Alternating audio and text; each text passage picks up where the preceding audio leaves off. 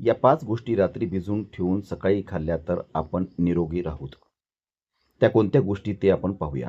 मेथीदाण्यामध्ये मोठ्या प्रमाणामध्ये फायबर असते, त्यामुळे पचनसंस्था सुधारते, पोटातील आतडे साफ होतात, रक्तातील साखर नियंत्रित राहते व केसांच्या समस्येसाठी मेथीदाणा वरदान आहे. बॅड कोलेस्ट्रॉल देखील कमी होते. मेथीदाण्यामध्ये मोठ्या प्रमाणात फायबर, अँटीऑक्सिडंट, व्हिटॅमिन्स, मिनरल्स असतात. मुगामध्ये मोठ्या प्रमाणात आयर्न, मॅग्नेशियम, फायबर असल्यामुळे आपले पाचनतंत्र सुधारते. मुगामध्ये मॅग्नेशियम, पोटॅशियमची मात्रा अधिक असल्यामुळे उच्च रक्तदाब देखील कमी व्हायला मदत होते. कसेमध्ये थियाम, फॉलेट, पॉथोनिक ॲसिड यासोबतच कॅल्शियम, आयर्न, मॅग्नेशियम, झिंक मोठ्या प्रमाणात असते. मनुक्यामध्ये कॅल्शियम, पोटॅशियम, आयर्न आणि रक्ताची कमतरता ज्यांना आहे त्यांनी भिजवलेले मनुका फायदेशीर ठरतात. मनुका खाल्ल्यावर मुतखड्याचा त्रास कमी होतो, अशक्तपणा जाणवत नाही आणि कॅन्सरसारख्या आजारात देखील फायदा होतो.